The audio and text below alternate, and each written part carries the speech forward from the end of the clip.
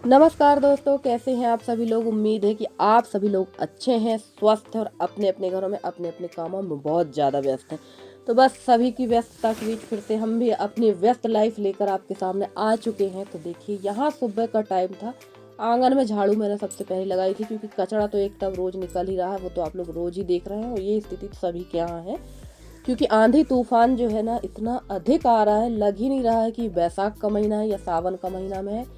समझ में ये नहीं आ रहा कि भगवान कंफ्यूज हो गए हैं या हम लोग खुद कंफ्यूज हो गए हैं। तो चलिए कोई बात नहीं, अब जो हो रहा है होने देते हैं। यहाँ ये गेहूं मैंने फुलाया था रात को पानी में 2 दिन पहले, तो ये सूख चुका है। कल काफ़ी अच्छी धूप थी, तो अच्छी खासी धूप निकलने की वजह से ये सूख गया है। और कल हमारे यहाँ काफ़ी रात को काफ़ी आंधी और पानी, बहुत तेज़ी का आंधी पानी था कल रात को। और मेरे पास जो है गेहूँ पुराना वाला बिल्कुल ख़त्म हो गया। अब मेरे पास जो भी है नया गेहूँ ही है, इसलिए मैंने इस गेहूँ को फुला दिया था। और इसको मुझे पिसवाना है आटा के लिए, क्योंकि मेरे पास आटा थोड़ी बहुत ही 4 से 5 किलो के लगभग ही बचा होगा। और वैसे तो आटा और गेहूँ दोनों चीज़ मार्केट में अवेलेबल है, बट ऑफ सीजन अगर आप कोई चीज़ लेते हैं, गेहूँ वगैरह लेते हैं हम लोग, तो हमको महंगा पड़ता है। और मैंने सोचा चलो 2 ही महीने बचे हैं, फसल तो आने ही वाली है, तब तक मैंने थोड़ी थोड़ी करके ही उस चीज़ का यूज़ किया। और अभी तक मैंने आटा प्रॉपर तरीके से चला लिया। और मेरे पास गेहूँ वगैरह भी आ गए हैं, नई फसल आ ही गई है। और मार्केट का आटा हम लोगों ने कभी खाया भी नहीं है, तो अच्छा भी नहीं लगता है। तो अब बस ये गेहूँ जो मैंने सुखाया है, इसको पीस कर हमें बनवा लेंगे हम आटा। और बाकी का गेहूँ धीरे धीरे हमारा पिसता रहेगा। और देखिए, इस समय जो है आंधी तूफान तो सभी जगह, जैसे कि मैंने आप लोगों से बताया ही है। और आंधी तूफान की वजह से ना रोज सुबह आप साफ सफाई करेंगे, शाम को आपका घर यथा स्थान जैसा का तैसा दिखेगा। और लोगों को लगेगा कि यार इन लोग साफ सफाई नहीं करते हैं। और बहुत ज़्यादा साफ सफाई करना पड़ती है, कच्चे घर की तो बहुत साफ सफाई करना पड़ती है। जितना भी आप साफ सफाई कर लो कम ही है। और बस आज मैं आप लोगों को दिखाती हूँ कि हर कमरे की थोड़ी थोड़ी सी क्लिप मैं आप लोग के साथ आज शेयर करती हूँ कि कितना ज़्यादा कचरा होता है। और ये सारे चादर तकिए कवर वगैरह मुझे सब धोना है, क्योंकि फीवर था मुझे, तो इनमें और फीवर के बाद तो मैं सारे कपड़े वगैरह धो ही लेती हूँ, क्योंकि कीटाणु वगैरह रह जाते हैं। जब से कोविड वगैरह आए तब से तो बहुत ही ज़्यादा हम लोगों को सावधानी रखना पड़ती है हर चीज़ की। तो ये सारे कपड़े धुल लेंगे। और हिम्मत तो अभी भी मेरी काम करने की नहीं हो रही है। इस समय मेरा काम जो है बहुत धीमी गति से हो रहा है। थोड़ा काम करती हूँ फिर रेस्ट करती हूँ, थोड़ा काम करती हूँ फिर रेस्ट करती हूँ, क्योंकि आप लोग मेरी आवाज़ से ही समझ पा रहे होंगे कि मुझे काफ़ी ज़्यादा थकान महसूस हो रही है। और अब तो मुझे चक्कर भी आ रहे हैं। और खाना तो बिल्कुल भी खाने का टेस्ट नहीं मिल रहा है, फिर भी खाना मैं ज़बरदस्ती खाती हूँ, क्योंकि अगर खाना का टेस्ट नहीं मिलेगा और खाना छोड़े तो कमज़ोरी तो आएगी ही। और भाई इतनी बड़ी गृहस्थी का काम मुझे अकेले ही संभालना है, क्योंकि मेरे आगे पीछे तो अब कोई है नहीं, कि ना मेरी सास है ना ननद है। सास तो जो घर को संभालेंगी, तो अकेले ही संभालना, तो अपने आप को खुद ही ठीक रखना पड़ेगा। और बहुत सारी सिस्टरों ने कमेंट भी किया कि दीदी हमें अपना ख्याल खुद ही रखना पड़ता है। तो बिल्कुल सही कहा है आप लोगों ने कि हमें अपना ख्याल खुद ही रखना पड़ता है। तो बिल्कुल सही है, इसलिए मैं भी अपना ख्याल खुद ही रखूँगी। दवाइयाँ तो मैं ले रही हूँ, और अगर मुझे यहाँ आराम नहीं लगेगा तो फिर मैं जाकर बाहर भी दिखवा कर आऊँगी। और यहाँ लगा देते हैं कपड़े, तब तक ये कपड़े धुलेंगे। और मैंने इसमें डाल दिया था 2 से 3 ढक्कन डिटॉल का, क्योंकि सारे कपड़े एक साथ धुल रहे थे, तो मैंने डिटॉल भी डाल दिया है इसमें। और हमारी एक प्यारी सी सिस्टर है रजिया बहन, वो बहुत अच्छा कमेंट करती हैं। उन्होंने इतना अच्छी तरह से मुझे समझाया ना कि मतलब ऐसा लगता है कि कोई अपना ही मुझसे इतनी अच्छी बात कर रहा है।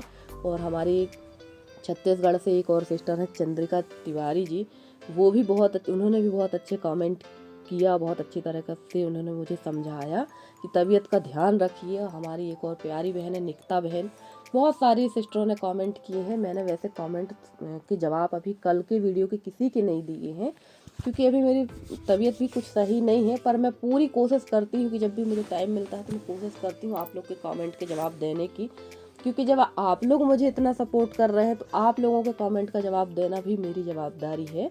तो देखिए, वहाँ लगा दी थी मैंने मशीन, और यहाँ आ गई थी मैं सब्जी काटने के लिए। पपीता, ये पपीता रखा था, तो पहले तो खा लेते हैं थोड़ा सा पपीता, उसके बाद खाएंगे दवाई। वैसे खाली पेट पपीता नहीं खाना चाहिए, क्योंकि पपीता जो होता है गर्म होता है। मैंने ज़्यादा नहीं खाया था, 2 पीस ही खाया था, बाकी का रख दिया था, क्योंकि खाना कुछ ना कुछ खाते रहने से थोड़ा सा एनर्जी रहेगी। और एकदम भूखे रहेंगे या नहीं खाएंगे बिल्कुल भी कि टेस्ट नहीं मिल रहा है, नहीं खाना है, तो कमज़ोरी तो आएगी ही और काम भी हम लोगों को पड़ना ही है, हम औरतों को। तो चलिए यहाँ मैंने काट लिया है पपीता और पपीता खाएंगे और उसके बाद बनाएंगे सब्जी। तो आज बरबटी की सब्ज़ी थोड़ा अलग तरीके से बनाएंगे।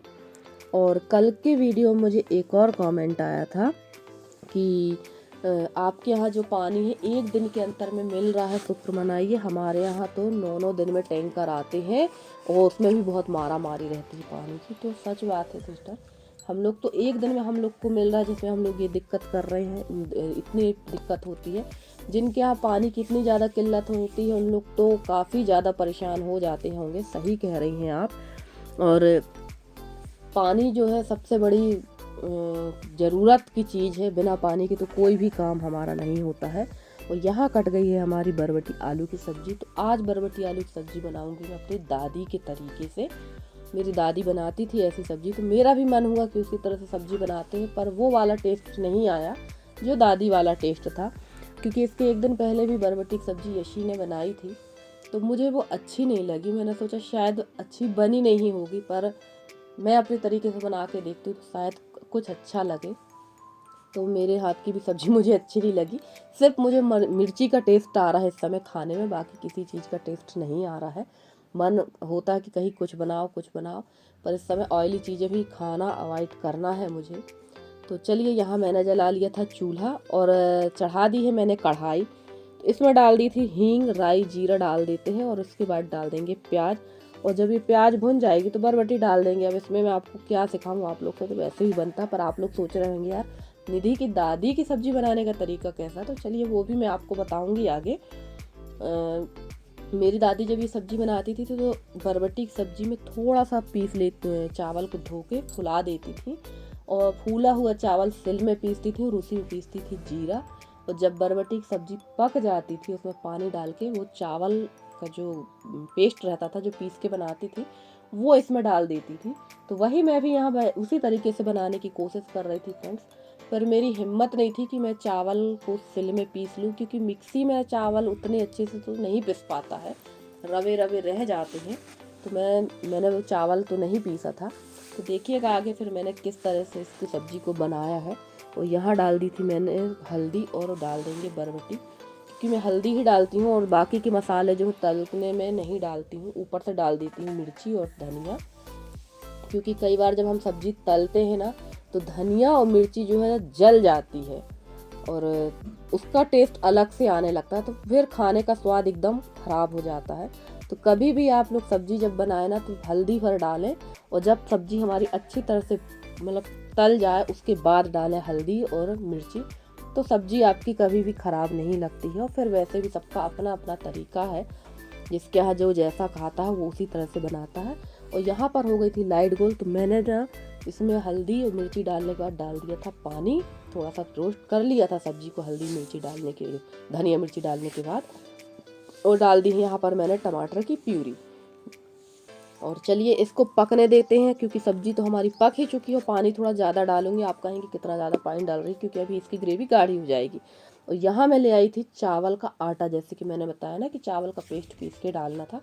तो हिम्मत इस समय बिल्कुल नहीं है मेरी ज़्यादा मेहनत काम करने की, तो मैंने चावल का आटा डाला था, पर वो वाला टेस्ट नहीं आया, क्योंकि दादी के हाथ का खाना तो बहुत ही स्वादिष्ट लगता था।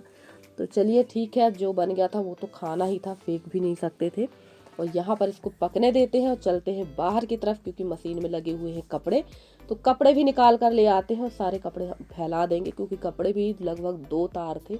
3 शिफ्ट में मेरे कपड़े धुले थे, ढेर सारे कपड़े थे, चादर वगैरह भी धोना था। और फ्रेंड्स आपको मेरे वीडियो कैसे लगते हैं, अगर आप लोगों को मेरे वीडियो पसंद आते हैं तो प्लीज़ प्लीज़ प्लीज़ मेरे वीडियो को लाइक करें, शेयर करें, मेरे चैनल को सब्सक्राइब करके। जिस तरह से आप लोग अपना भरपूर सहयोग और स्नेह अभी तक आप लोगों ने मुझे दिया, इसी तरह से भरपूर सहयोग और स्नेह मुझे देते रहिए, क्योंकि अभी मेरे हालात जैसे तैसे सुधर रहे हैं, तो मेरी तबीयत कुछ ठीक नहीं है।